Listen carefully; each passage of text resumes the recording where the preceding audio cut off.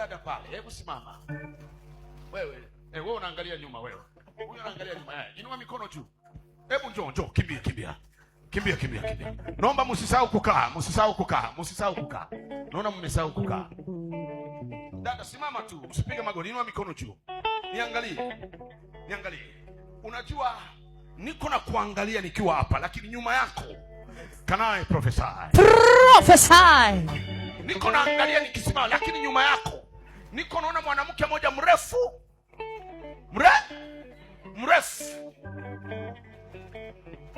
Huyu mwanamke iko na bango kwenye mkono wake.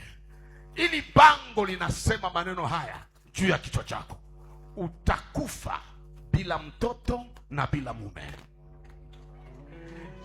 With all the beauty you have, anasema na hapa hautawaizaa, hautawaiolewa. Sasa mimi naona, sikia mama, usilie. Mama, nikuulize, una watoto wangapi? Sina. Una mume? Bado. Sio wewe. You are very beautiful, excellently beautiful. Lakini ulimwengu wa giza umeapa hautawaizaa na hautawaiolewa. Ndio maana tumefika Nairobi. Yes. Amen.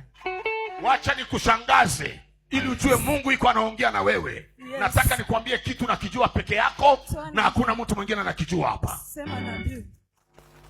Mimi nakuona wakati umama yuko na ile bango. Naona moto wa Mungu unashuka.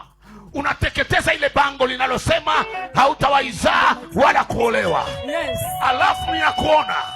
Jamani, niseme nisiseme? Sema. Alafu ninakuona, yes, unavaa mavazi, yes, ya maaskari wa jela. Ni kweli nabii. Mimi ni askari ya jela. Wewe ni askari jela? Professor. Wewe ni askari jela? My God. Usiogope, simama, bado Mungu anaongea na wewe. Sikia, niambie ukweli. Wewe ni askari magereza? Yes nabii. Kabisa. Yes nabii. Unavaa zile nguo za askari magereza? Yes nabii. Sasa sikia. Pale kwenye unafanyia kazi. Yes nabii. Kuna mama moja. Yes nabii. Alichukua udongo wa mguu wako. Yes nabii. Naye akatuma upepo fulani ili ukilala usiku uwe, yes, naona mtu anakuja kulala na wewe kwenye ndoto. Sasa Mungu ananiambia, yes, anakutenganisha na hiyo spirits. Yes nabii.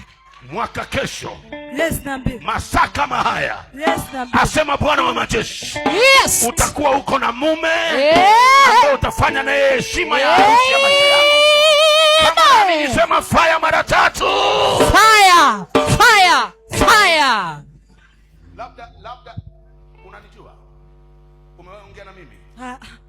Basi Mungu anakuponya.